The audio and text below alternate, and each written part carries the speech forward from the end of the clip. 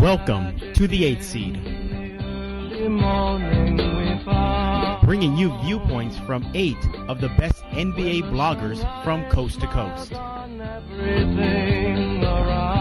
Whether it's heated discussions, uncontrollable laughter, or a bunch of guys acting like douchebags, you can find it all here on the 8th Seed. Oh, it is enough to fill our lives with love. And now, 8 guys who pretend to know something about the NBA. And welcome everybody to the 8th Seed. This is a live broadcast. I'm your host, Glenn Moore, Dugout Sports Show. More sports in the morning. We're broadcasting live on SportsTalkCleveland.com, the flagship for STN.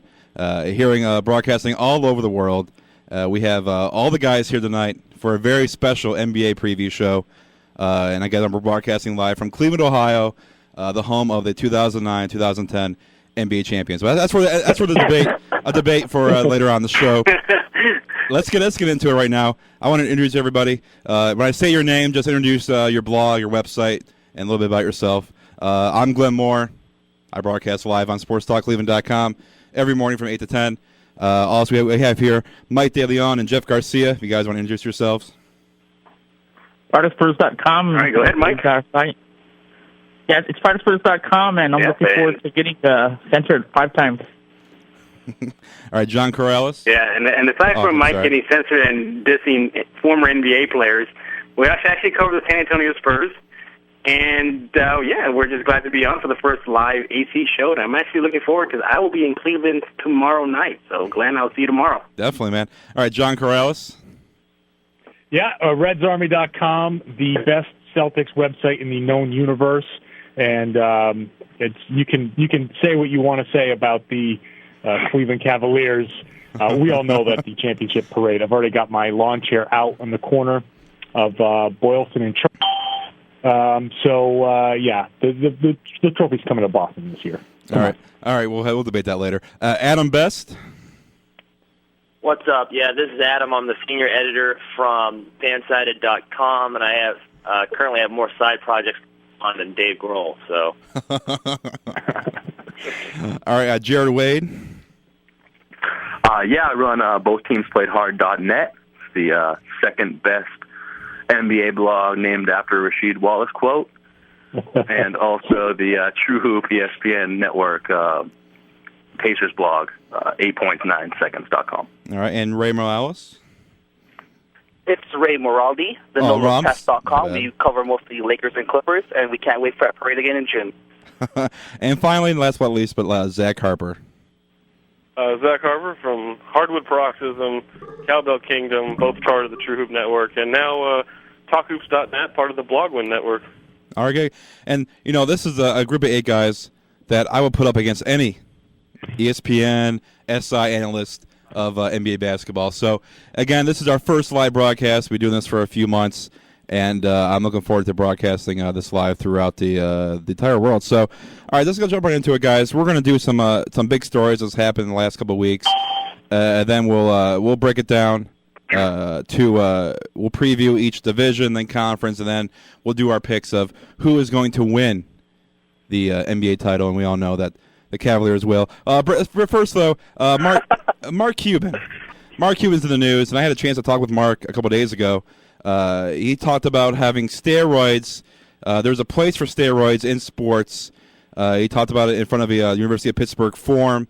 Quote, he said, "I'm not so against steroids if they're administered under proper supervision and there is no long-term damage." All right, so I'm going to throw this out here. Let's go to Jared Wade first. Jared, what's your take on Mark Cuban? Is he going to get fined for this? Is there any repercussions for his comments on steroids in sports? Well, it seems as though Mark Cuban gets fined for pretty much everything. Doesn't he pretty much have a blank check policy?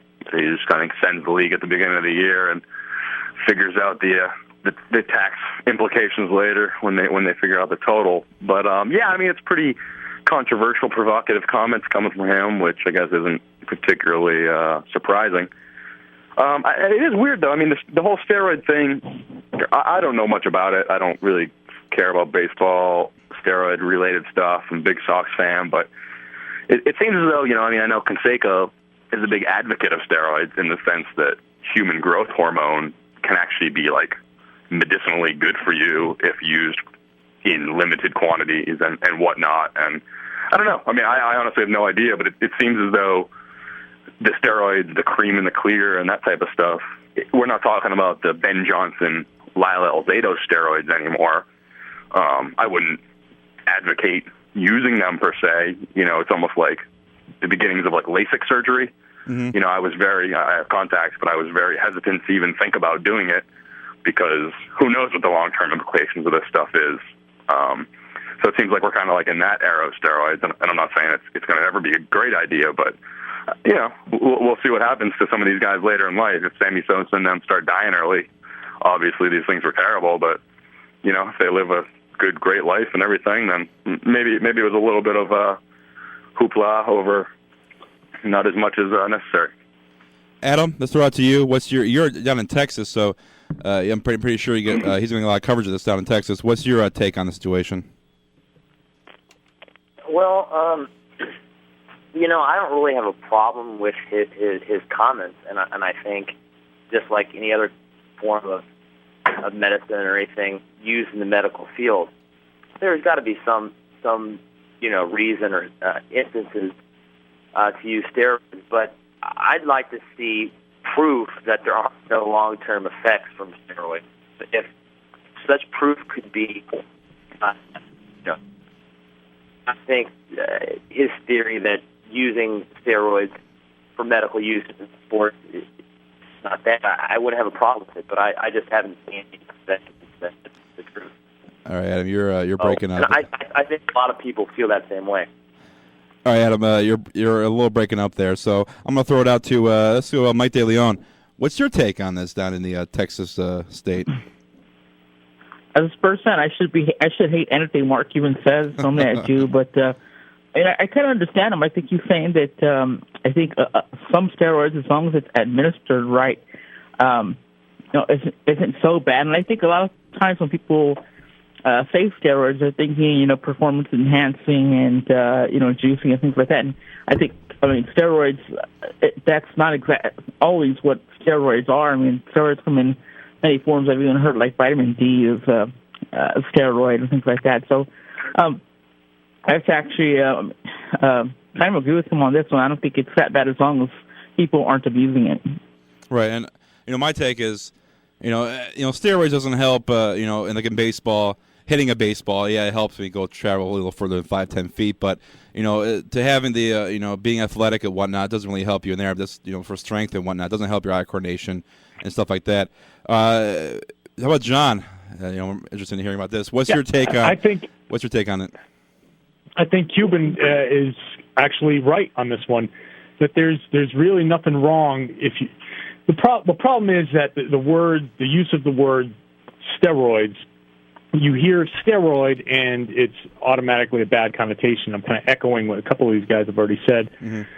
But doctors prescribe steroids for people all the time. And if you're hurt and people get hurt, they have surgery, they need to get that muscle, whatever it is, a leg surgery, a shoulder surgery, something like that. Steroids are administered on people every day so they can recover. So if a doctor is prescribing it, then, yeah, that's okay. It's pretty obvious that he's not talking about performance enhancers. Yeah, we should let all these guys do cycles of whatever horse testosterone there is out there. That's not what he's talking about. He's talking about a limited medicinal use that makes sense. And especially in, highly conditioned athletes, why, if somebody has a surgery or blows out a knee, why can't that person get a prescription to kind of recover a little bit quicker? Yeah, and I'll throw out to everybody. Didn't mean to cut you off there, John. Oh, no, go ahead. Yeah, go ahead. Okay. It's funny we're all talking about steroid. The name, the word steroid. Just provokes and evokes these types of thoughts, we were mentioning Andreo. But if you look in sports and like in tennis, for example, or even in the NBA sometimes, they openly admit that, oh, yeah, they're going to get this tennis player a cortisone shot. And cortisone is actually a derivative or part of the family of a steroid. So it's actually a steroid what they're giving them. And you can take it even further on to even the people who play in symphonies and our first chairs, even the violin section, they openly admit that they actually take performance-enhancing drugs to keep them focused when they're reading the material. But for some reason, when you say the word steroid in sports, just saying that magic word, steroid, provokes these bad images and bad thoughts, but yet we see it commonly in sports in different other forms, such as cortisone shots, or like I mentioned before, people who will play our first chair and symphony. Mm-hmm. Well, that's from Jeff Garcia, who is our Vince McMahon lookalike, and with the biceps and whatnot. So he knows a little bit maybe about working out and stuff like that. So he knows a little bit about that. All right, let's move it on from Mark Cuban to the big news today was Isaiah Thomas, Magic Johnson. Johnson has a new book coming out, and he mentioned some hurtful comments about Isaiah Thomas, and this is a shock to him because Isaiah thought they were good buddies. So we'll take it out to Ray, who is covers the Lakers and whatnot. Ray, is this a little shock for Isaiah? Is this a little attack from Magic to Isaiah? Yeah, I'm really more surprised that Magic Johnson said all these things, and why put it out on a book? Why 10 years late? Why didn't he tell his good friend, his supposedly good friend Isaiah, face to face? I mean, I really don't see what Magic gains out of this. I really don't. And for the first time in my life, I actually feel sorry for Isaiah Thomas. He's done so many bad things, but I just don't see what he gains out of this. Yeah, I don't see it. I'm kind of surprised because unless book sales maybe, but I mean, come on, he can sell it by himself. Yeah. Yeah, well, that's what one of the things I thought of when I saw this is, could this possibly be a publicity stunt that Thomas is involved with? Because I mean, it just seems to be, like Ray said, a little late to be coming out with all of this stuff. And Jared, Larry Bird's involved with the book. Are you a little shocked by this? I mean, it's tough. I haven't read the book, so it's hard to see. Mm-hmm. Just reading Isaiah's reactions to a book that I'm not even sure if he's read necessarily, but just reacting to comments.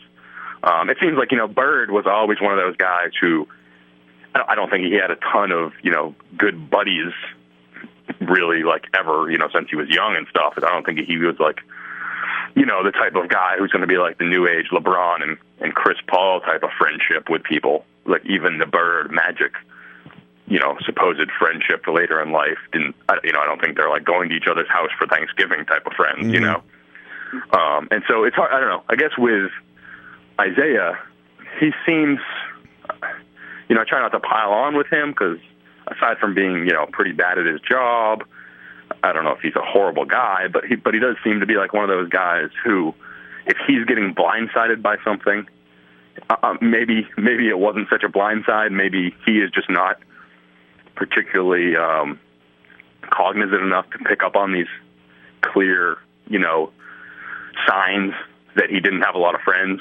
I think to him, maybe Magic was cordial with him over the last 10 years, but were they still really friends? I mean, do they hang out and stuff? Well, I mean, hey, I don't know. They kiss. There's video of them kissing at half court before games. I mean, it must take a lot for a man to kiss another man, even on the cheek. I mean, I like you guys, but I'm not going to kiss you. I mean, so it has to be something. Then what am I doing this show for? I mean, so it has to be something. I mean, something there. I mean, is this to sell books? No, that whole thing back, it's been almost 20 years. That felt pretty contrived to me. That whole kissing and how they were acting with each other during the finals, and they even didn't seem that close to me back then 20 years ago. It felt really forced. Maybe I'm off, but it looked to me that there was problems in that relationship 2 decades ago. So, I mean, maybe just like everything else, whether it's his teams or not being liked by the rest of the Dream Team, like Jared said, Isaiah is just a little late getting this memo that everyone else has. Mm-hmm. Well, how about this?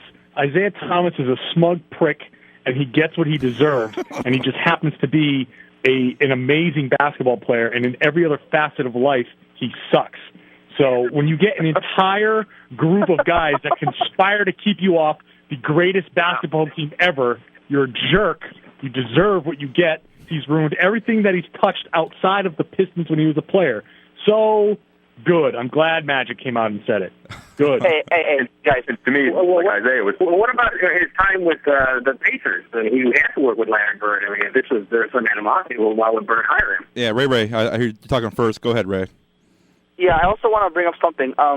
Isaiah supposedly knew about the HIV virus because his brother had the HIV virus, and he said that Magic didn't have to retire. That's what he said. So why didn't he tell Magic about that then in '91 instead of going to that press conference? That's true too. I think it's more of a, I'm pretty sure there was some, hostility between these guys, and Jordan didn't want him on the dream team, and Scottie Pippen didn't want him on the teams for Olympics and whatnot. So I'm pretty sure there's some behind the scenes stuff that we don't know about, and this could be the sell books, this could be the truth, but it is putting back Magic Johnson back in the spotlight with also Isaiah, and the ball snowball keeps on rolling for Isaiah. Ruin the Knicks. Like what John said, ever since he's gotten away from the Pistons, he's destroyed everything he's touched.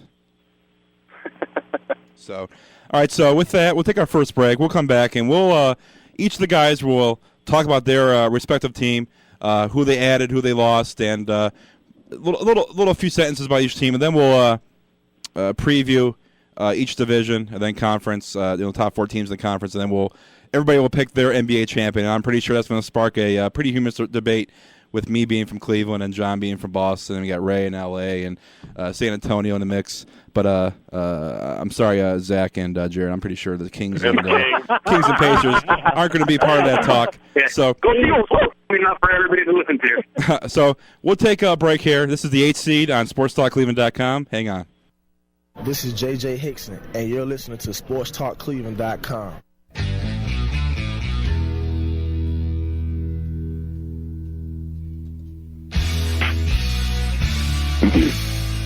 And we'll go back to the 8th seed here on SportsTalkCleveland.com. You guys can actually email us. Well, email me. I'm in the studio. Studio at SportsTalkCleveland.com. That's studio at SportsTalkCleveland.com. Email me any questions you have for any of our highly recognized bloggers, NBA bloggers. So we covered some topics going on. We got Mark Cuban covered. We have Isaiah Thomas covered, Magic Johnson, whatnot. So we're going to go in and actually preview some of these teams. We'll do half of you guys for the first segment, then we'll take a break and then do the other half. So we'll start off with the San Antonio Spurs, who have to be one of the most improved teams in basketball. Mike DeLeon, Jeff Garcia, take it away from the San Antonio Spurs. Jeff, go ahead. Yeah, it's going to be an exciting year for Spurs fans throughout the world, throughout the nation. And John, don't get your launcher out too fast, because Spurs might have to say something about that should the Cavs and Spurs meet. I'm sorry, the Celtics bolted down, baby. It's bolted down in the finals. Right, sure. But like I was saying, San Antonio Spurs, it's a greatly improved team, actually coming off last year's embarrassment losing to the Mavs 4-1. They come back rejuvenated. They come back with new faces, which is RJ, DeJuan Blair, Antonio McDyess. But it's almost as if like this is their last hurrah. Like they're going to make one big push to try to get Tim Duncan that 5th ring before his ship sails. Mike, what are your thoughts on that? Yeah, I mean, I can see where they're making one last push. Unfortunately, I still don't think it's going to be enough to get past Ray and Adams' Lakers team. But I'm glad that they actually made an effort, and Peter Holt opened up his pocketbook, and they're actually trying instead of letting Tim Duncan go into his last years and not even have a chance. I mean, this team would have looked pretty bad if they hadn't made the changes they did. Now they've got the athletic 3 that they've needed, a really nice pickup in the draft that Glenn Domigelis. We kind of counted the one Blair down when we were doing that live coverage, and they got rid of some players that they didn't really have any use for anymore. So, but with that though, I mean, finding minutes for all these guys is going to be tough. I mean, if you look at the center and power forward, I mean, they've got Blair, Tim Duncan, McDyess, Hayslip, Theo Ratliff, Matt Bonner, and I'm sure I'm missing a few players here. I think same thing with the 2 and 3 positions. So it's going to be interesting with what Pop comes up with. I'm predicting for them 16-22, but again, not enough to get into the finals. Really quick, I just saw. The problem is that with the Spurs, it's simply this: they're going to start off slow coming out the gate. Tony Parker, he had a long summer playing for the French international team. Of course, we all know that Tim Duncan literally took the summer off and even basketball shape literally just lost weight just to drop some pressure off his knee, and he hasn't learned a knee brace so far to Spurs fans dismay. But, with guys like RJ, he could take some of the scoring load off. You also got Manu Ginobili, who's also coming off an injury-riddled season. So that's going to be interesting to see how fast these two, actually all three of the big three in San Antonio come out the gate. Personally, I think Pop is going to rest them. You're probably not going to see them get heavy minutes until close to the All-Star game, but definitely after the All-Star break and the infamous rodeo road trip. But again, did they make enough moves to topple the powers in the West, such as the Lakers and the Nuggets, maybe? Probably not. But should the Lakers and San Antonio meet in the Western Conference Finals, it's going to be a war. And I'm looking forward to it. And Ray, I guess we'll see you in the Western Conference Finals, won't we? All right, so moving on. Jared Reid, Indiana Pacers, covers the Pacers. Tyler Hansbrough is a big pickup for you guys, and he looks excellent in those AT&T commercials. I had to add that. Jared, talk about a little more about the Pacers and the chances of competing for a playoff spot in the East. Yeah, Tyler, he's got his shin problems going. He actually practiced today, half-court drills, but I think he's a lock for dogs found per minute this year. He's going to lead the league in that for sure. And I don't know. I think they're maybe going to be a little better than maybe some people think, but it really all is going to come down to whether or not Mike Dunleavy can be productive this year. Mm-hmm. Last year he had knee issues. He came back, didn't play. He played a decent amount of games, but he was never even close to how good he looked the year before that, which I think was, universally known or seen as his best year as a pro. He did a lot of things that maybe went unrecognized. He's playing a lot of point forward, initiating the offense, just doing a lot of stuff with the ball, getting the guys on the wings open and making the right pass all the time. That was really key for the team the year before, because Danny Granger at that time still wasn't really a confident, great ball handler. Granger obviously came into his own in that respect last year. So if they have Dunleavy and Granger doing that on the perimeter, TJ Ford, I guess everyone's he's kind of like the Memphis Bleak of the NBA. He's going to be one hit away his whole career. Everyone's just looking for the breakout season every time, and he gets hurt, and he's just inconsistent and seems a little moody. As I think we saw in Toronto and Milwaukee, when he doesn't, things aren't going his way, he kind of does a little pouting and stuff. But I think if Mike Dunleavy can be healthy, they have a chance, an outside shot at getting into the 8th, 7th seed. And with Brandon Rush, who a lot of people debate on whether or not he has any potential to be a starter in this league. I think he's going to get a chance to do that this year, at least a little bit, until Mike gets back anyway. And Roy Hibbert, he looked good at the end of last year with blocking shots. His mobility is always going to be a question, but they got a potent offense at times. Maybe not the most efficient, but they're kind of in every game. But the other team is always in the game too, because they can shoot themselves in or out. So it'll be interesting, and it's nice to see that Larry Bird's culture change project to get rid of the jail Pacers, is finally done, and they can kind of concentrate on kind of assessing what they have and seeing what's good of that and what to build off. It's definitely kind of maybe year 2 of a 4-year plan or something like that. So it'll be a little more interesting to watch them this year than last year, probably. So you're saying a 7-8 seed is not out of the question for the Pacers this year? Not out of the question, but I also don't think 28 wins is out of the question either. I really just think it's all dependent on if Mike Dunleavy plays 65-plus games, they'll be, battling for that 8th seed. If not, they're going to be, pretty bad.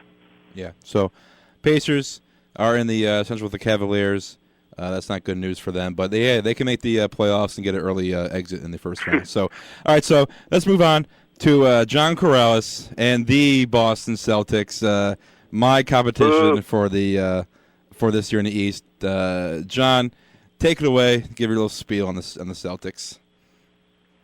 Well, I think the Boston Celtics are the class of the Eastern Conference, obviously. I think really what puts them slightly above a team like Cleveland is the fact that they've got their entire starting five coming back, and Cleveland's got at least one, and depending on the Delonte West situation, two key starters that are going to be changing here. So there's the potential for a little bit of a slip. And despite people recently trying to change my mind about Orlando, I just can't shake recent history about Vince Carter, or any history about Vince Carter. I just don't. I think that's too disruptive. So those moves that were made by other teams, I think, bring them down just enough where the Celtics, with their consistent starting five and their beefed-up bench, are really going to stand out just a little bit in the Eastern Conference. They've got a lot of size now, and it's the one thing that they didn't have last year. A couple of years ago when they beat the Lakers, Ray, for the NBA title, PJ Brown was the big pickup, and he was a legit center. Last year it was Mikey Moore, Zach. So Mikey Moore is terrible. Mikey Moore is one of the worst basketball players of all time. Not just NBA, just pure basketball. One of the worst of all time. And he always kills the Cavaliers for some reason. He always kills us for some reason. I don't get that. So with the addition of Rasheed Wallace, you've got a legit 6'11" guy who likes to play defense and will play defense and will defend the rim. He can play with his back to the basket, although he doesn't very often. But he can score from pretty much anywhere on the floor, which obviously is a huge help. When you've got Kevin Garnett, who everybody's worried about his knee, I'm not so worried about his knee. His knee hasn't been a problem. His conditioning's been a problem. Some of the other stuff's been a little bit of a problem. His shin, just because he's been shut down for so long. His calf, other muscles around the knee were hurting him because he was just trying to get back into playing shape. But even if he plays 30 minutes a game, Rasheed Wallace can easily pick up that extra 6 to 8 minutes and play very well and fill in that gap. In addition to that, the Marquise Daniels signing, I think, is huge for the Celtics. He can play three positions. A lot of people use the term jack of all trades, master of none. I'm kind of latching on to that term. It's a cliche, but it fits. He can play some point in the sense that he can bring the ball up and at least start the offense. He's not going to play a traditional point guard, but he can at least initiate the offense. He can play the two. He doesn't have the range to be a 3-point shooter, but he can still play the two. He can blow by some of the slower defenders. He can post up some of the smaller twos, and he can play the three. And he can't guard some of the bigger threes, maybe, like James Posey did a couple years ago, but I think he can still be very effective off the bench at the three. So to have a guy that plays those three spots is going to be tremendously huge. Then we've got Eddie House coming off the bench, who I call the ultimate kick you when you're down type of player. If you're down 9 against the Celtics and Eddie House gets hot, you'll be down 18 in the matter of about 1 minute of play. So I just like the versatility. I like a lot of the options. Kendrick Perkins, I think, is going to be a potential all-star, partly because he's improving, partly because there's not exactly a lot of depth at center in the East, but I think Perkins is going to be in that discussion come January. He's lost a little bit of weight. He's a little more nimble. He's quicker on his feet. He's blocking shots now that he didn't used to get to last year. So I like it all the way around. And, I hope the Rajon Rondo contract situation, which is going to be the storyline for the next week around here in Boston, if they can get that resolved, I just really like the way this is all shaping up. I like the way the competition, what they have to overcome. I just really like the way this is the one season in the KG era where I'm just kind of ready to take on all comers. And we will see what the Celtics do against the Cavs. That's fine. That's fine, John, and everything. And thank you, Jeff. Great and all, but I don't think you're going to win a championship because Celtics waived Sweetney today. Well, right, they did waive Sweetney, and Boston sea level rose 2 inches after he left and got on the plane. They had to. Go ahead. I heard buffet restaurants reopened their doors today. Yes, the Country Kitchen breathed a sigh of relief here in Boston. Market is back in business. Sweets. It was a nice little run. It's kind of funny because you start to hear the rumblings that Doc wanted to keep him around, and I could understand why he wanted to maybe keep him around, but everybody loves in the end, right. And I would have loved to keep making the fat jokes, but it played out exactly the way it should have played out. He got a little bit of run. He kind of showed that he's got some nice touch around the basket a little bit, but he still has got about 75 pounds to lose before he could be anywhere near NBA shape. All right, so we previewed the Spurs, Pacers, and Celtics. We'll take a break. We'll preview the Lakers, Kings, and Cavs, and then we'll take another break, and we'll head on to the conference division and pick a overall NBA champion. I'm pretty sure everybody has a different answer. I know I do, except for John and Ray and Jeff and Mike DeLeon. So we'll take a break. We'll come back, and we'll preview the Lakers, Kings, and Cavs here on the 8th seed on SportsTalkCleveland.com. Hey, before we go to break, though, I want to say to John, I know I saw your little tweet about the for fantasy-laced opening. I did not know that I picked the wrong opening. So what we're going to do is we're going to open up the language barrier and just let it all go. Say whatever you want. And if I get fired, I get fired. How about that? All right, so say what you want. Anything goes here in 8th seed on SportsTalkCleveland.com. Hang on. This is Omar Vizquel, and you're logged on to SportsTalkCleveland.com.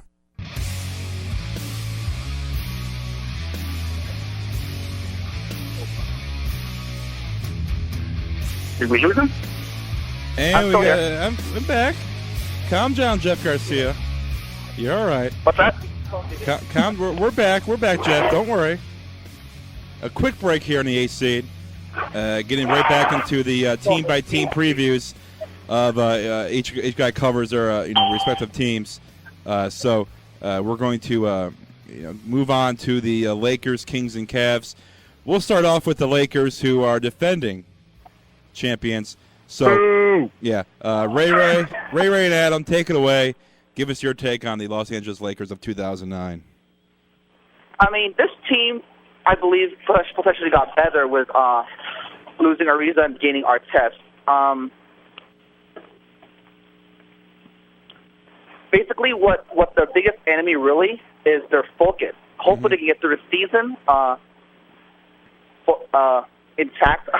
And the competition did get better with Boston, Cleveland, Orlando, San Antonio. If this were any other year, they would win 72, 73 games. But since everyone else is loaded, I could see them winning about 61 to 65 games. Adam? I hear a lot of skepticism circling around Ron Artest whenever I discuss it with other NBA fans. And I think for other teams that would be warranted.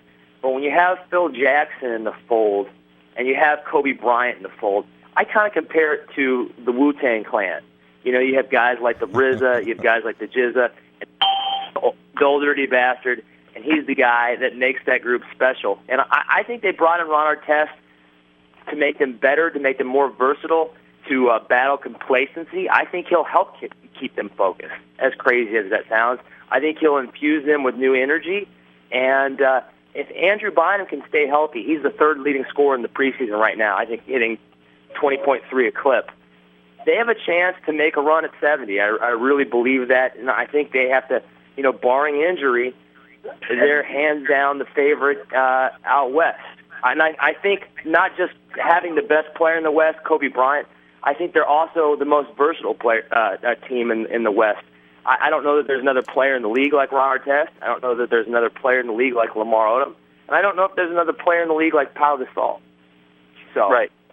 I think they got to be hands down. As a Spurs fan here, I got to disagree with you wholeheartedly.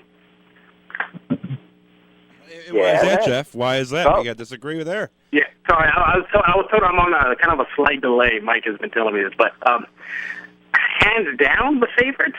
I don't think the Lakers are hands down the favorites in the West. Okay, and state your case. Yeah. Okay. I think they're not that. From where I'm sitting, look at all the other contenders. In Boston, you have Paul Pierce. San Antonio's got to be making Lakers Nation shit their pants right now. And three other washed-up future Hall of Famers. In Orlando, you have Vince Carter.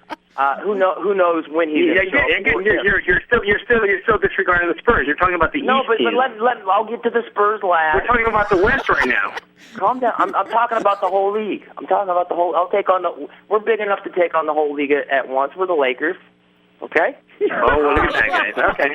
All right. With Cleveland, you have the king, of course, but Shaq is washed up. And until I see differently, and until I see him playing more than 20, 30 a night and see him playing all back-to-backs, I won't believe differently. And then let's get to the West. I really think that San Diego is the only legit. Yes, because San Diego is a big threat. They're the only legit quasi-contender, and I'm sorry. I think McDyess is washed up. I think Duncan is washed up, and I think even Manu might be washed up. There's a river in Egypt called the Nile, and you're in it right now. Hold on, guys. Hold on. No. One last thing. Let me finish what I was saying. Let him finish. The Lakers.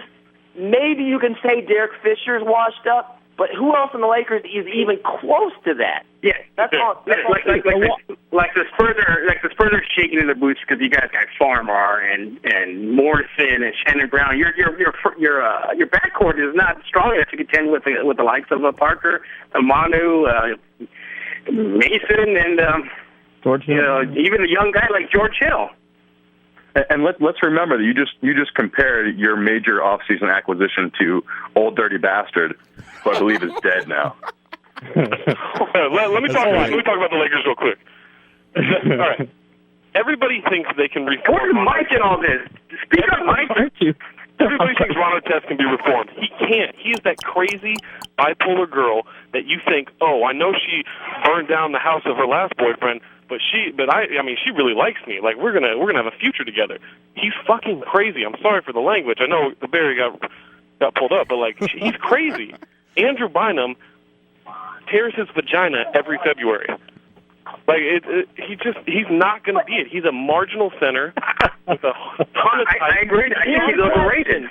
Here's the question: Is Dennis Rodman crazy? Could Dennis Rodman be reformed? No, but Phil Jackson kept him in check for 3 years. Dennis Rodman could still defend. Ron Artest can't defend anybody anymore. Oh, I don't know about that. Yeah, I don't know about that. Well, I don't know about that. I mean, but even the Spurs fan, I gotta admit, he probably still can. He's not Ron anymore. Right. He's not that Ron on defense anymore. I don't think so either. You called Tim Duncan washed up, but washed up Tim Duncan last year had better stats than Pau Gasol completely healthy. And so, I mean, I'll still take Tim Duncan washed up. But Pau Gasol is not the best player on our team. No, Adam. For you to sit there and say hands down the favorites in the West, no, not at all. Regardless of what they say about San Antonio facing Los Angeles, one of our teams, whether the Spurs or the Lakers, is going to have to deal with Denver, and we're sleeping on them. Yes, absolutely. Denver is the scariest team in the West to me. They can beat anybody. Anybody. The Lakers or San Antonio are going to have to deal with them. LA or SA is going to have to deal with them early on in the playoffs, and I'm hoping it's the Lakers because listen, that Nuggets team took your team to 6 games, I believe, or 6 or 7 last season. 6 games. So, and if you take away for you to sit there, 2 Ariza steals, that's a 7-game series. Yeah, and for you to again see, look, I respect the Lakers. I'm on record saying that they will probably come out the West. But if you have to face San Antonio, the Spurs in the finals, they're not going to be pushovers. It's going to be an all-out war. How have we gone 50 minutes and not mentioned Khloe Kardashian yet? I was just going to do that. I was just going to do that. Oh, he stole it. You're smoking crack, Adam. You're smoking crack. The 2 keys for the Lakers this championship season were Lamar Odom and Trevor Ariza. Ariza's gone, fine. You replace him with Artest, but Artest is absolutely batshit crazy. So they dodged the herpes bullet when Vujicic was banging Paris Hilton. You can't dodge the herpes bullet. But now you've got Lamar Odom. You got Lamar Odom, who somehow managed to find a little bit of fire during the playoffs and step up. Great, he stepped up. Lakers won. Good for them. They deserved it. But now, do you mean, Adam, to tell me that this offseason that Lamar Odom's had has encouraged you at all to make you think he's going to come back and bring that same intensity at all? He's done. He's done. He's got his big contract. He's got his ring. He is mailing it in. He is tokening it up. Kardashian. I don't know. And he's banging China. I still want to talk to Adam a little bit more in depth about this. I still got a problem with his whole take on the Lakers. And excluding the Kardashian, excluding all that stuff, just pound for pound, I just have an issue with him saying they are the hands-down favorite in the West. They are not the hands-down favorite.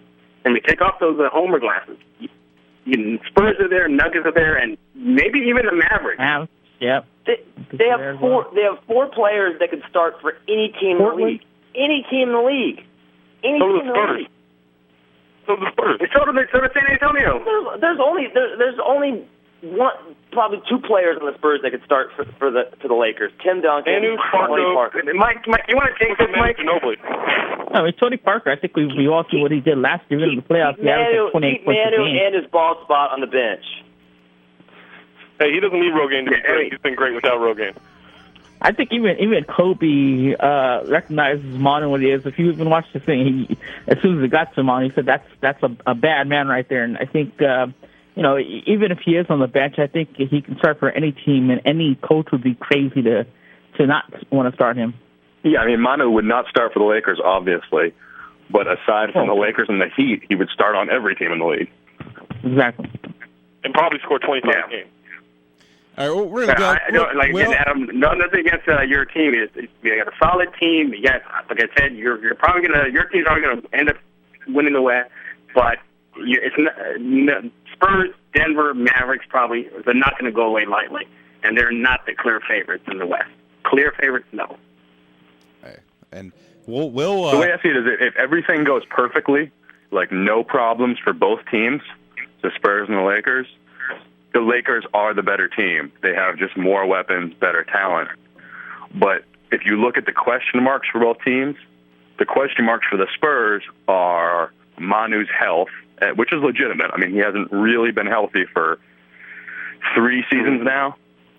But the question marks for the Lakers are not dependent upon health. They're kind of dependent upon gelling and, these crazy kind of wild card players who not beating themselves, I think, also. A lot of times they can beat themselves.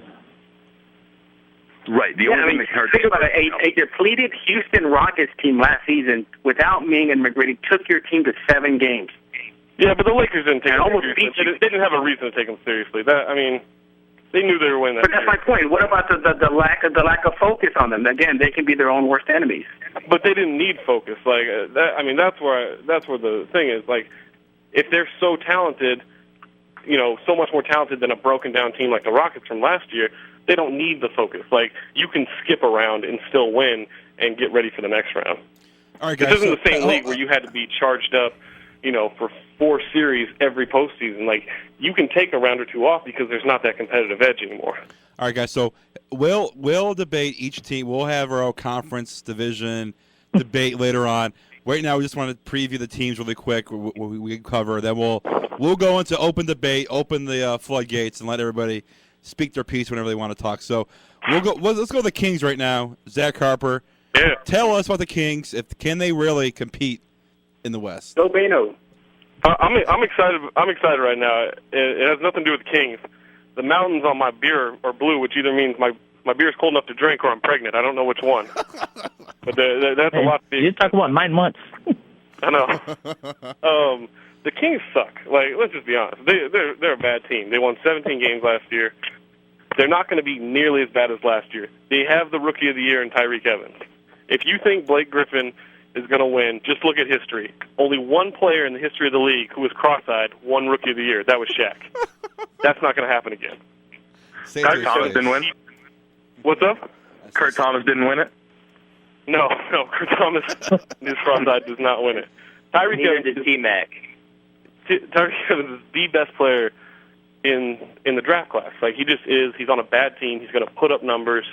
If he doesn't get 16 points a game, I will retire my blog. That's what I will do. And I don't think many people will notice anyway because it's about the Kings. But what you're looking for with the Kings this year is they're going to be improved. The culture has changed. Kevin Martin and Tyreek Evans are going to live at the free throw line. The whole team is probably going to lead the league in free throw attempts. And they're starting to build something. Like, are they going to win 30 games? Probably not. Are they going to win less than 25? Probably not. Like, they're on the way back up. If they get an arena deal here, maybe they can spend some money in the off season. But, the Kings, they're not going to be a joke anymore. They're going to be competitive every night, which you couldn't say last year because they were just god-awful last year. And we'll see how well the Kings do. Obviously, they're on the decline the past couple of years, and hopefully they can be one of the better teams in the NBA because for a while there they were one of the dominant teams in not only the West but also the NBA. All right, so my team, the Cleveland Cavaliers, final team in the 8th seed. Each team, each guy covers their own team. Cavaliers. I said it before in the 8th seed. I'll say it again. 70 wins is reachable for this team. Shaquille O'Neal has looked impressive this year, and he's not going to have to play 30 minutes because Augustus is going to be here. And Z is not a bad guy to come off the bench. Jamario Moon has been shooting lights out. Anthony Parker has looked amazing. And, Delonte, it's going to, for the first few games, Delonte, we're going to miss him. But there's a sleeper guy, and I may be laughed at for you guys for saying this guy's name, but Kobe Carl, yes, George Karl's son for the Cavaliers, he might fill in that Delonte West role. Maybe not right away, but later on the season. Glenn, are you drunk? I am not drunk. I'm saying this guy has a Delonte West kind of mold to him. He can shoot the ball. He can handle the ball. He got some size, like 6'3", same size as Delonte. He works hard. No, I can shoot the ball and I can dribble the ball. Kobe Carl is not good. Hey, that's John Lithgow's son? No, George Karl's son. But anyway, good defense player, maybe. He's decent. Thank you, Mike. He's decent. He can fill a role. He can come off the bench, get 5-6 points a game, provide a little spark here and there. He can shoot the ball from the outside. Hey, that could be a sleeper. He made the team, and that could be a sleeper. But hey, the big pickup for the Cavs, not only Shaq, Jamario, Anthony Parker, has to be Leon Poe. We get him back in February. He's going to be healthy, and that's a huge pickup because he kills the Cavaliers when he played for the Celtics, and he's a force. He plays like a big guy, even though he's not like a center type, height. He can play like a big guy, get points, get rebounds, and I think he's going to be a tremendous asset. He gives Shaq some minutes, to rest, gives Z some minutes. I think 70 wins, guys. The title comes to Cleveland. The first title in Cleveland since 1964 comes to Cleveland. Boston, Orlando, Lakers, look out. LeBron gets his ring. He stays in Cleveland, signs the extension, signs a new contract, and the dynasty of Cleveland Cavaliers basketball begins this year. That's all I have to say. Wow. Can I ask one question? Now that you got to face San Antonio again when we spank you and sweep you again. Yeah, whatever. I remember when I had my first year. My first year. All right, so. But Glenn, if you take your big three, it's great, Anthony Parker and Jamario Moon and those other guys you're pretending are good. They are good. They are good. Your big three are LeBron James, Shaq, and Mo Williams. And Shaq is, a little bit of a question mark. I mean, I think he's going to be fine. But after Mo Williams' playoff performance last year, how can you trust him in the playoffs Yes, this year? I know he's a little inconsistent. God-awful. I mean, he was terrible. I know he's very inconsistent, but, hey, with Anthony Parker, Jamario Moon, he's not going to have to be that go-to guy. Parker's been shooting lights out in the preseason. Same thing with Jamario Moon. You guys see those guys are garbage, but, hey, they're good role players, especially defensively. It's going to help defensively and offensively. They've been shooting lights out. I agree. The Parker and Pope pickups are really nice, but I'm just worried about Shaq long term for the Cavaliers. I mean, what are you going to do with Big Z? By the way, Z is off the bench, dude. He's coming off the bench. They're going to split. They're going to get about 25 minutes a ball game. You might see him on the court same time. Back-to-back games. Shaq might not play the second game in the back-to-back series. So Z, who was the starter for 12 years here in Cleveland, he's going to be starting the second day of a back-to-back. He's going to get his rest. Playoff time, he's going to be well rested, and he'll be ready for the playoffs. Yeah, but that back-to-back thing's overrated anyway, because when do they play back-to-back games throughout the playoffs? Like, that's not going to affect Cleveland at all. Right, I agree, but even though, Shaq's will still get his rest, on the second day of back-to-back, but I'm thinking 70 wins, guys, and I know Boston last night, I was there in Columbus covering the game, and the Tuesday night is going to be a completely different story. Here in Cleveland, fans are kind of freaking out of what happened last night, but I say, hey, it's not going to happen Tuesday, and John, I'm looking forward to. Glenn, I agree with you. When LeBron goes to the Nets during the duration of that contract, the Cavs will have 70 wins. That's dead on. I highly doubt he is not leaving. He's not leaving Cleveland. I know that for a fact. All right, Glenn. Seriously, I got a serious question for you here. All right. Is Shaq pregnant? Shaq's not. Shaq's in good shape, man. Shaq is in good shape. He bumps into me, man. It's like a brick wall. He's not fat or anything. He looks a little bloated. I'm just saying. Is he pregnant with a Kardashian? Is Shaq married to Lamar Odom? No, Shaq is not married. We could joke now. Tuesday night, baby. Tuesday night. It's all going down. I know it's first game of the season. Doesn't really matter. Blah blah blah. And only 8 months away from the playoffs. But hey, you won't be laughing when the Cavs are. The king is wearing his ring. Witness protection, baby. Shaquille O'Neal. All right. I'm gonna end it at that. We're gonna take a break. We're gonna come back. We'll open up the debate. We'll have our debate. Who's gonna be the best team in the NBA and blah blah blah. Each division, we'll break it down and try to get the best 4 teams in each division. This is our NBA preview special here in the 8th Seed live broadcast on SportsTalkCleveland.com. We're right back after this break.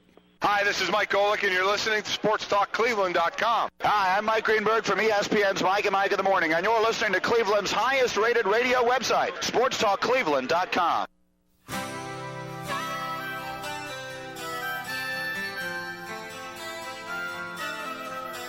And we're back. The 8th Seed live broadcast.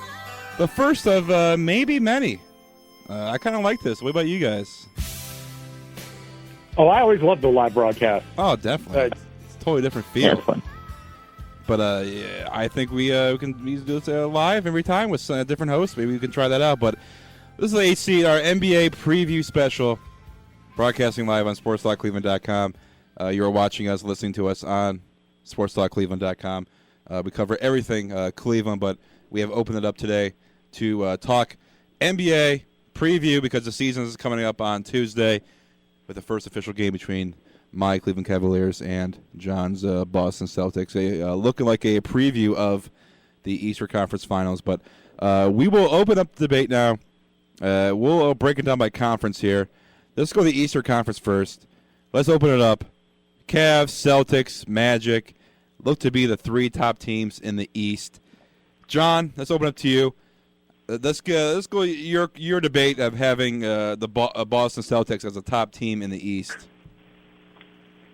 Well, I just think it's simple that their starting 5 has been together now for 3 full years, and they just know where everybody's going to be. They know where everybody wants the ball. There's no worry about, is this guy going to take away too many shots from that guy? There's no gelling process, and I think it's going to let them bolt out to a quick lead in the East, and it's just going to let them carry them through to a top seed in the Eastern Conference, and then home court throughout. And I just don't see another team coming into Boston and beating the Celtics here. So I think it's Cleveland and Boston clearly 1 and 2. Boston number 1, Cleveland number 2. I think Orlando is third, and then after that it's a free for all with Chicago and Atlanta. I'm not so sure on Miami. Something about them I don't like, but then I don't know who's going to supplant them. Is Toronto going to step up? I don't think so. Is it their roster you don't like because it's a bad roster? Miami? Yes.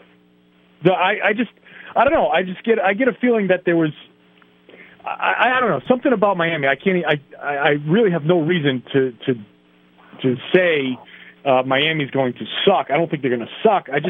I feel like they're just going to take a step back. I think it was just too much Dwayne Wade last year, and I don't know. They're not. I don't think they're good enough to be the third best team in the East. They may well be the fourth best team, but I just don't see them standing out from the Atlantas and the Chicagos of the conference. I don't think they're good enough to be the third best team in the Big East. Wow. I wasn't going to go that far. But I still think that when you get Boston, Cleveland, Orlando, then Chicago, Miami, Atlanta, that's 6 teams, and then whoever you want to throw into that mix, Washington maybe, if Gilbert Arenas is healthy. I buy Jared's argument on Indiana. I think Indiana, if they're healthy, I think Granger's a stud, and he can definitely lead them if Dunleavy's healthy to a 7th or 8th seed. Milwaukee, you can throw any other team almost into that mix for that 7th or 8th seed. Detroit. But I think ultimately it's just going to boil down to Boston and Cleveland in the East, with the Celtics taking that series and moving on and ultimately winning the NBA championship. And for you, John, here's a little something for you. I'm so hyped right now. Anything's possible. Anything's possible! So there you go, John. I figured I'd play that for you. Thank you very much. Anything is possible, Kevin Garnett, but we'll see what happens this year. The memories of a guy who once had a knee.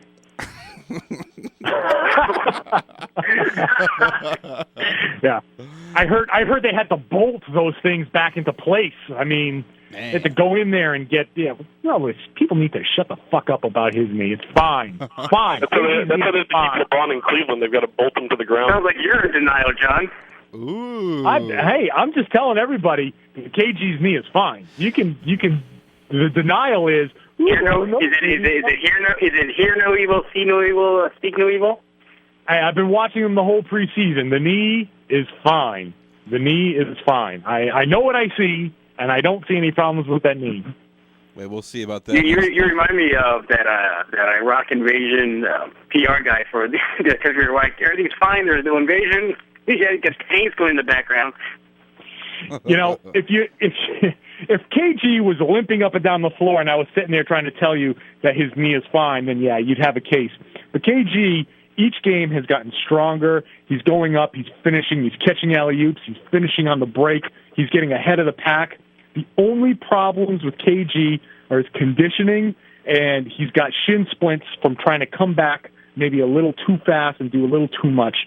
You get past that stuff, the knee there hasn't been a single like whisper about his knee. Not a single thing. Nothing that I can. So keep believing what you want to believe outside of Boston. That's fine. You guys can worry and say, "Oh, I don't know about KG's knee."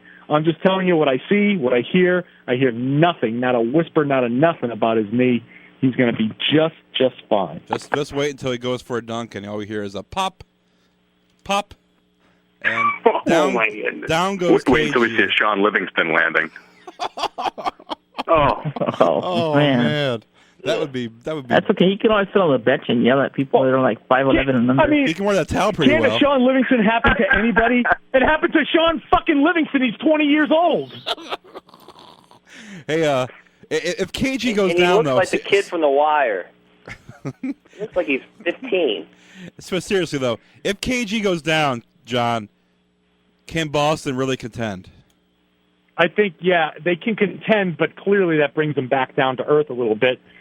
But the Rasheed Wallace signing helps that. He's not KG, but he at least has a similar skill set, as in he's a 6'11" guy who can defend the rim and take his defender out away from the hoop. He's nowhere near the passer. He's nowhere near the defender. He's not the defensive leader, but he can at least step in and fill that role and be a Band-Aid to let Paul Pierce and Ray Allen kind of take over the rest of the scoring lead. So it's obviously not ideal, and losing KG brings the Celtics back down to like Orlando's level, fighting for that second or third spot. But I don't think it puts them anywhere below that. It just makes it a lot harder for the Celtics, but they could contend. I don't think they're an automatic championship. I don't think they automatically win the title if KG goes down.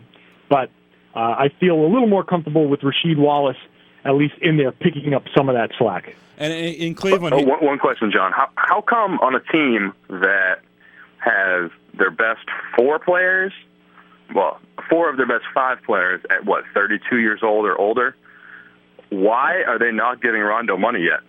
It just seems unfathomable to me that you would not want to lock him up as the one guy that will hopefully be there for the next era. Let me tell you, win 1 or more titles, but is it financial? What is the deal? I've been kicking around a post. Tomorrow morning, I'm gonna have a big thing, and it's just gonna be Danny sign Rondo now. It's from what I've read, the problem with them giving Rondo the money is they apparently don't feel like he's mature enough or ready to handle the huge payday yet. And they want him to be hungry this year so he can pursue the big payday rather than maybe being a little too comfortable with his contract. That's just what I've heard. I can't say that that's absolutely the case. I've heard Doc kind of allude to last year, guys maybe reading into their own clippings a little bit, and guys maybe falling in love with their own success a little bit. And he never mentioned that, but you put 2 and 2 together, and you think maybe Rondo is the guy that they were talking about, that he Rondo's the guy who took the huge leap last year. Obviously, last year he was unbelievable in the playoffs. So maybe as confident as he is and as great as he is on the court, then maybe they don't think he can handle a 5-year, $50 million or $60 million deal right now, and they'd rather try to take the chance at matching, because he's only, worst case scenario, he's going to be a restricted free agent. They can match whatever he's offered. So it's not like he's just going to go away next offseason. They can match it. They might end up paying more than they would have this offseason, but he's still a restricted free agent, so they have at least a little bit of leeway. And I want to say, for the East, we're talking about the East right now on the 8th seed here on SportsTalkCleveland.com. The Cleveland Cavaliers, adding Shaq, Jamario Moon, Anthony Parker. Last year they were exposed with the Orlando Magic and their, Michael Petrus on the outside shooting threes like it was crazy, like it was raining. The Cavs solved that problem by getting lanky guys that can shoot the outside shot themselves, like Moon, Parker. Also drafting Danny Green, who has shown some flashes of being a pretty good player off the bench and hopefully being the rotation. The Cavs bench is deep, and I think it's going to be between Boston and the Cavs, and it's going to go neck and neck down to the wire for that for the number 1 spot in the East. And but I think in the end, no matter who is 1, who is 2, it's going to be Cavs Celtics in the Eastern Conference Finals. Then how are the Magic going to make the finals? Because Magic are going to make the finals. How? Well, we can get into this whole Magic debate, because I would love to hear why. I don't understand that either. Cleveland can't beat them as constructed. They just can't. And Boston is much better with their depth, and I agree a healthy KG means they're probably the favorite. But I don't trust him. I'm sure the knee is fine now, but, he's got a lot of mileage on his career. And I just don't know that he can hold up. And, you're not going to find a bigger KG fan than me. I live and die with the guy, but you just can't trust him to be healthy for a full 82 games plus 20 games in the playoffs. Well, that's interesting because aside from this past season, all right, this past season he had the knee problem, but it's not like he's injury prone. No, not at all. But this is where I want to. A long time. You're not alone. You're not alone when you say that stuff. I get it. He's been around. He's 40,000 minutes, and very few people have played the 40,000 minutes. But he's in phenomenal shape. He takes great care of himself. Absolutely. One season, he had John, an injury. It's not one season. Even though I write about the Kings, I'm a T-Wolves fan. Like, I've watched him for a long time, and he is losing a step each year. His knee has been bad since 04-05 season. It has. It's been getting progressively worse, and then he had the freak injury last year. It's not like he's Yao Ming breaking down every year, but it's been this gradual thing, and now you've got to wonder, can he stay healthy? I mean, sure, you can say that about any player over 30 years old, but with him, I have seen a stark decline in his mobility and the way he moves, and it's all because of his knee. He's had various injuries with that knee. He's just always been able to play through it. And I have the same. Go ahead. I have the same concern about Tim Duncan. John. Yeah. John. I mean, I think it's actually smart if Doc probably rests the little KG more often. Yes. Maybe in the beginning of the season, and just get him going every minute right after the All-Star break, or maybe a little before. I don't know, because look, I'm pulling for your team. I think your team is going to come out of the East. I think the Celtics have what it takes. Blah, blah, blah. Doc has to take care of KG, and I've seen him a couple of games. I've watched games with you and on your live blogs, and he does look like he's a step slower, and his mobility does look a little off, and he looks like he's favoring that knee.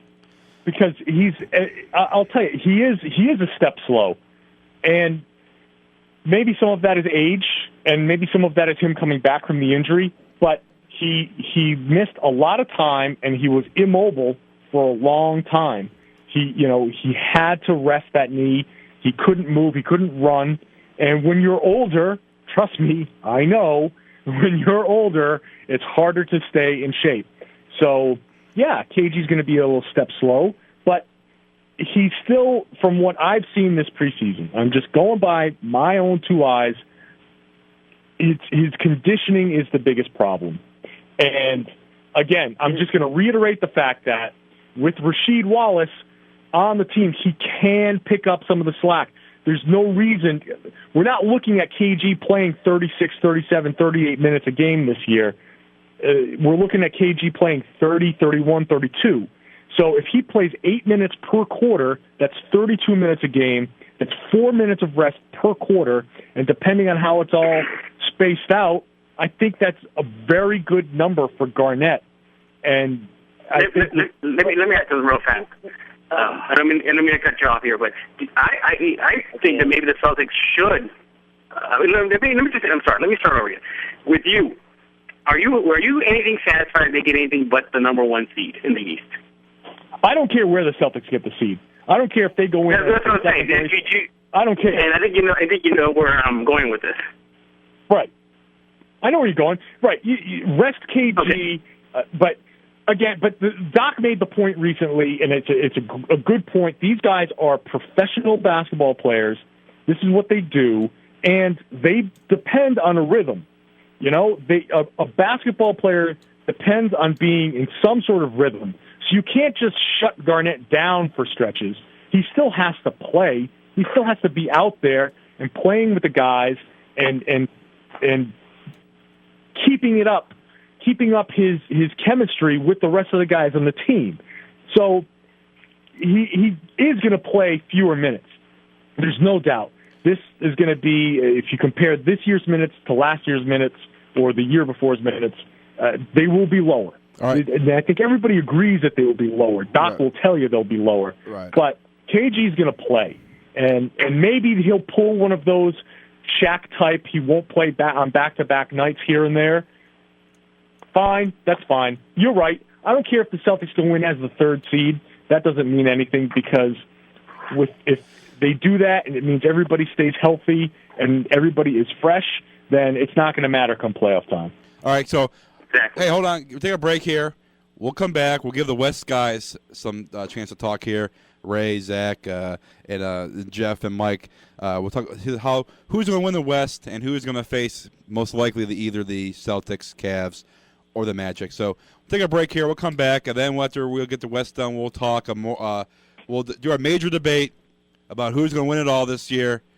Everybody have a chance to talk about that, and then we'll end the show. This is the 8th seed live on SportsTalkCleveland.com. This is WWE Superstar The Big Show, and you're logged on to SportsTalkCleveland.com.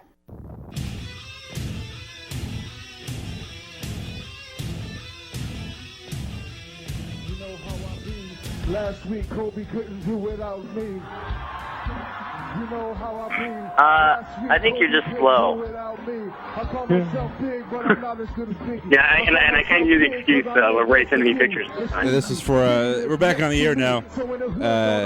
This is for you, Ray. Because if Biggie was still here, he would be right there on Star Island in the mansion somewhere chilling, sitting on about $500 million. Because me and Gus combined, that's $500 million. For real, dog. Now that's B.I.G. Ain't nobody in the world do it bigger than me. That's like a white boy trying to be more nigga than me. That's like a homeless cat having more figures than me. That's like Patrick Ewing having more rings than me. That's like rappers having cars good things than me. That's like you saying to yourself you're better than me. That's like Kareem saying to himself he's better than me. Now stop, think about that. It ain't about that. It's about P.I.G. a.k.a. Big Shaq. Now that's the difference between first and last place. Kobe, tell me how my ass tastes. And that's a little for you right there. And with that, we lead into the West here, and between the I really think it's between the Lakers, Nuggets for the West to go into the NBA Finals. Let's lead it off. Let's give it to Ray, Zach, and Jeff and Mike, because the Spurs have something to say about that. So, guys, get into it. You left me out again, dude. Damn. Well, actually, Adam, Ray is no longer on the show. He has to leave, so. Adam, you know I love you. I haven't said your name. I'm just playing, man. I know. Go ahead, guys. It's all yours. Who's going to win the West and why? Go. I don't think anybody's going to shall we pick up where we left off? Go ahead. All right. Did you say that the Lakers are going to win? Did you say the Lakers are going to win 70 games this year? I think they can. I mean, can we stop all this 70-game talk? Nobody's winning 70 games this year. Cavaliers 70. Cavaliers 70. Go ahead. On paper, they might be the most talented team we've ever seen. What? You're Mike. I know you're trying to say something, so go ahead. Hold on, let's back it up. Adam, please repeat yourself. I just think that anybody that's saying that anybody's going to win 70 games this year is a little crazy. I mean, even Rashid said 73 and 9 or whatever. But it's just going to be a lot tougher. I mean, a lot of the teams on top, they all got better. And, I mean, this is going to be a tough year for everybody. I doubt anybody's going to get to 70. Even the Spurs, I mean, I don't have my blinders on. I'm saying 60, and even then, I'm like, maybe I should say something. Maybe I should be closer to 58 or something like that. But I just think it's going to be a lot closer than Adam and maybe a lot of other people are saying. I mean, again, I think Jeff and I both agree that the Lakers will end up going into the finals, but it's going to be, as you said, a war. And I think that, the Lakers will have their hands full at the first. Well, the Lakers are going to have their hands full. I think Adam was talking before. I'm waiting. Jeff. Go ahead. No, go ahead. I'm sorry. Again, delay on my end. Delay on Jeff Garcia. I just think how hungry Ron Artest is paired with Phil's on the way out. They're going to be real focused. Derek Fisher's on the way out. They're going to be real focused. And Kobe. That's all Kobe is just a big ball of focus. And he knows he doesn't have infinite number of opportunities to do something special. I think the Lakers see this as their year to do something special. I'm not saying they'll win 70 games, but anything less than 65 will surprise me. Anything less than 65 from the Lakers will definitely surprise me. But you said that they might be the best team ever on paper. That's ridiculous. Andrew Bynum is not that good. He's not some superstar center. And Ron Artest is crazy. You're part of the, what is it now, the fifth fan base that has started drinking the Ron Artest Kool-Aid, saying, hey, you know what? He's a two-way player. He can defend. He can score. He can do whatever we need him to do. He can't do it. He doesn't do it for a full season. And he sure as hell doesn't do it in the playoffs. Okay, here's the difference, though, with this fan base. He's never played with a guy like Kobe Bryant. That shit with him eating up the ball, taking all those shots, that will not fly. That will not fly with Phil. That will not fly with D. Fish. It will definitely not fly with Jack Bauer. There's no chance. Yeah, he's gonna have to be a different Artest, and he knows that. And I think for a team to actually win a championship, I think he'll fit in. I really do. Call me crazy. And here's nothing you have to worry about if you're in the Lakers Nation. Your bench isn't that great. Well, I don't think it's that bad. I don't think it's that bad at all. Shannon Brown is one of your top. Well, who has a better bench right now? If you're looking at Spurs or Lakers? I got a Spurs. Probably the Spurs, but who has the better starters? Who has the best starters in the league, hands down? That's questionable. The Lakers have the best player out of all those 10 guys that you're talking about here. But the Spurs are deeper than the Lakers, and their starting five is equally as good. Derek Fisher can't play anymore. He's a nice veteran presence, but Tony Parker's going to destroy him. They have Manu Ginobili. Richard Jefferson is not a great player, but he's a good fourth option. Tim Duncan is Tim Duncan. Antonio McDyess is still better than whatever big man the Lakers can put out outside of Pau Gasol. And let's not forget that Manu is going to be coming off the bench more than likely. And then you also got guys like Roger Mason coming off that bench, Finley who's coming off that bench, even a rookie like DeJuan Blair. And you can't forget about the young guy, too, George Hill. I think that's not only is your backcourt a little shaky, I think the Lakers' bench is another shaky point. And, Adam, I think you're truly sleeping on the Spurs and the Nuggets. I'm not sleeping on the Spurs, but I mean, I legitimately think that the Lakers have 4 of the top 25 players in the league. No one else can even come They go with the league. And no, but listen to me. I would not trade. I'm going to bring up a point I was going to bring up earlier, and I would not trade Pau Gasol for Tim Duncan right now. And this I'm going to hit on drunk. I'm going to hit on. Listen to me. I'm going to hit on Kevin Garnett right now too. All right. Power forwards over the age of 30, well over the age of 30, are like running backs over the age of 30. Once those knees start to go, whether it's C. Webb, Jermaine O'Neal, Kevin Garnett, Tim Duncan, they're done. Once they get the high mileage on them, they're done. And until I see differently from both Tim Duncan and Kevin Garnett, I'm going to say, they're like LaDainian Tomlinson. They're done. They're done. Wow. Doesn't Kobe have that same mileage? I know it's a different position, but at the same time, Kevin Garnett helped destroy. Look at Jordan. Look at Reggie Miller. Look at Clyde Drexler. Totally different position. Not a good example. Clyde Drexler's not a good example. But those guys played late in their careers, and they're not carrying nearly the weight that those big guys. They're down inside. They're pounding. There's a lot more twerk on the knees and the joints. I agree with that, but at the same time, I mean, Pau Gasol is a hell of a player. Arguably, in that system, arguably the best power forward in the West. But against Kevin Garnett, historically, he's not that same player. He had a nice NBA Finals against him a couple years ago, but it's a different game. I mean, it's just different. You can kill the Jason Thompsons and all the smaller power forwards out there, but when it comes to the playoffs, and Pau Gasol has proven himself, but he's not hands down better than any of these guys, and he doesn't cancel them out. He's still a little bit. I didn't. And it's like Mike said too earlier in the show. He said Tim Duncan was broken down last year, and he will still put in better numbers than Gasol. I don't know. I said what I think about both. I don't even think the Lakers will see the Celtics in the finals. I'm picking the Magic. I agree, but I think it's the Magic and the Spurs in the finals. I'll tell you right now. Crazy. I think the Lakers and the Nuggets are going to beat each other up in the semifinals, and I think the Spurs will take advantage of whatever team comes out of there alive. I do think the Lakers are the best team in the West, but that doesn't always mean that they go on to the finals and go on to the championship. No, they could implode. I obviously see what's going on with Lamar Odom and Ron Artest and some of these things. I'm telling you, Khloe Kardashian's a problem. Maybe, but I just think maybe she's got herpes.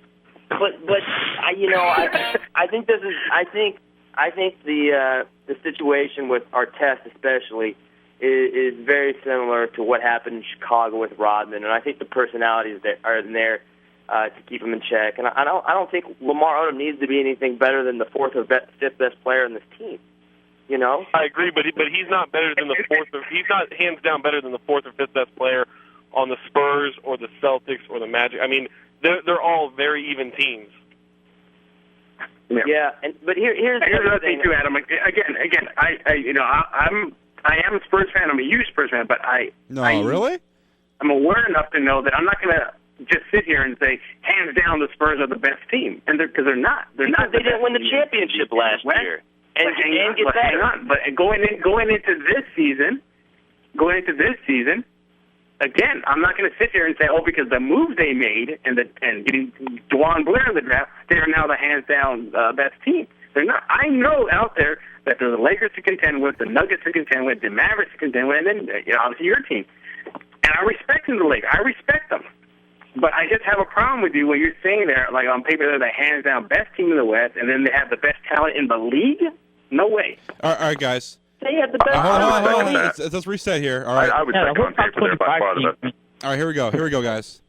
Let's do our last segment here, and everybody will go through. We'll pick our the winner of the NBA title this year. How about we do that? Is everybody here? Did Ray have to leave? Is Ray still here or what? Ray had to leave. Yeah. All right, so we have 7. I think Ray's phone died. All right, so we have 7 guys here, correct? Everybody else is here. Yeah. All right, so go ahead. Let's go through the list.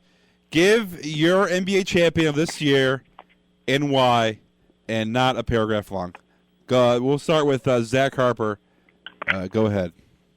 Well, giving you Spurs over Orlando in the finals, just because I think the Spurs will outlast everybody.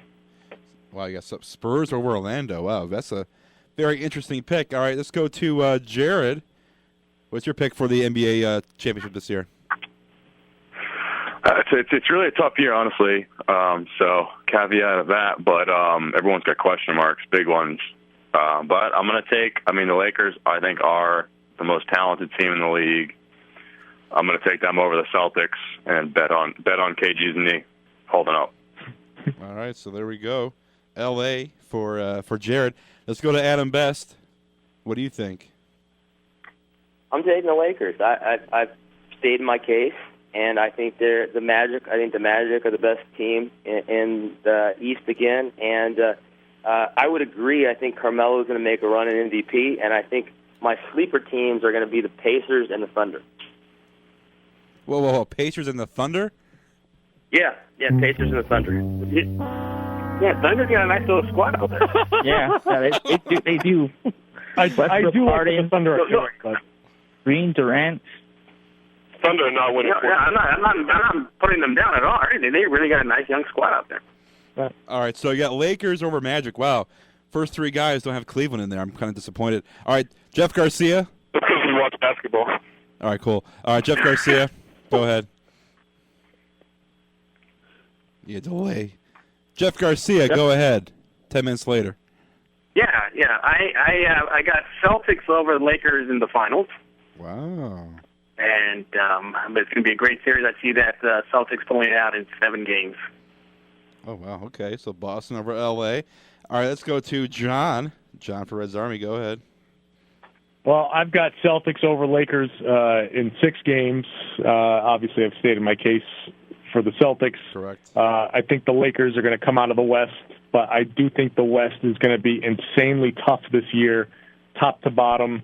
A lot of good teams, and it's going to be a tough run for the Lakers, and they're going to run out of gas. But I still think that the Celtics are the better team, regardless of when they play and how fresh the Lakers are. All right, Mike DeLeon.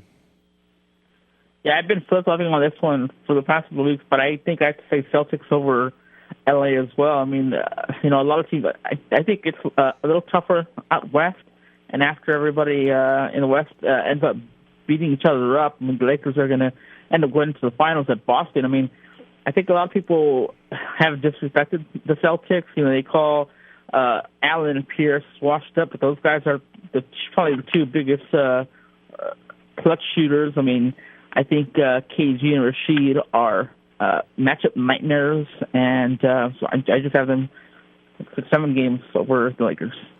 All right, and finally my pick. Might be surprised, though, guys. Might be very surprised. I have... Warriors. I have to go for MVP. I got Bobcats over Kings in 7 games. No, I'm just kidding. All right, I got the Lakers in the West losing to the Cavaliers in 6 games. So I got the Cavs winning it all in 6 games.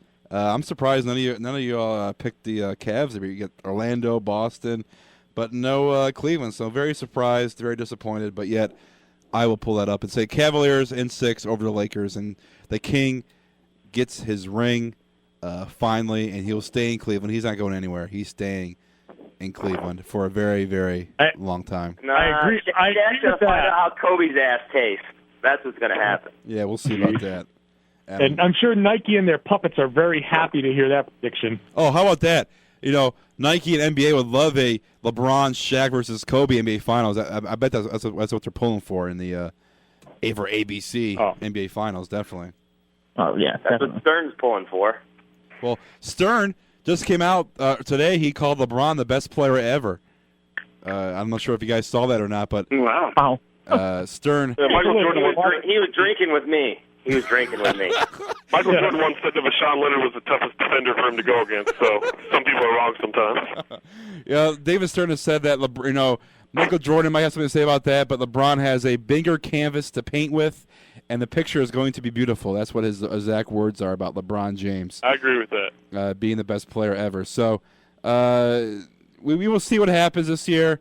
We're going to end the 8th seed. I think it went pretty well today. We previewed a lot of stuff, a lot of good points here for each team, except for the Kings, Pacers, and whatever. But it's going to be a pretty good season. A lot of question marks for a lot of teams, and it's going to be a nice ride. And guys, I appreciate you guys sticking with me for these hour and 45 minutes. And this podcast will be live on everybody's blog, be linked. So. We'll have it up later on the night, so if you guys will listen to all the debating and yelling and screaming and calling each other crazy, all the nice remarks we have for each other here. It'll be on the website, on each of our websites, probably tonight or tomorrow. So, guys, any last words before we cut this thing off? No last words. Send me a check.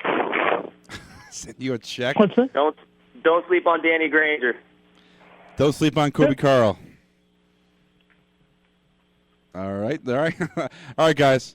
It was great. I appreciate if you guys hang on the line really quick, and when I come off the air, I'll get back on and we'll discuss something. So, I think it was a great show, and we'll be AC. Will be who's hosting next month? Ray. Ray. So Ray will be hosting next month. So, before we go though, why don't we go into really quick. You guys go into your blogs, your website really quick. Let's go to Mike and Jeff really quick. Do that. All right, Mike, go ahead. ProductsFirst.com is our blog, and also since we're talking about live coverage and all that, Jeff and I will be. I think we drank some of Bottom's Crazy Juice because we're going to be broadcasting live from like 9 a.m. on Wednesday until tip-off of the first game. We're still working out the details on that, but that'll be Wednesday leading up to the Spurs and Hornets game. All right. How about John? At RedsArmy.com. Just come on by. It's just a lot of fun with the Celtics. Follow us as we take that nice long road to an NBA championship. Yeah, we'll see about that. Adam Best? Adam, leave us. Jared Wade, how about you go? I think Adam passed out. Yeah, pretty much. Both teams played hard.net, your source for all barely accessible NBA stupidity and Arrested Development references. And we got 8points9seconds.com for the Pacers knowledge that you probably don't want to read. And Zach Harper? CowbellKingdom.com for anything you don't want to read about the Kings. TalkHoops.net for everything NBA, and HardwoodParoxysm.com whenever I'm feeling squirrely. And I am on TheDugoutSportsShow.com. I host the Dugout Sports Show every Saturday, and also more sports in the morning every day, 8 a.m. to 10 a.m. on SportsTalkCleveland.com. All right, guys. I'll see you next month. It's been great doing this live, and hope we can do it again. This is the 8th seed on SportsTalkCleveland.com. We're out.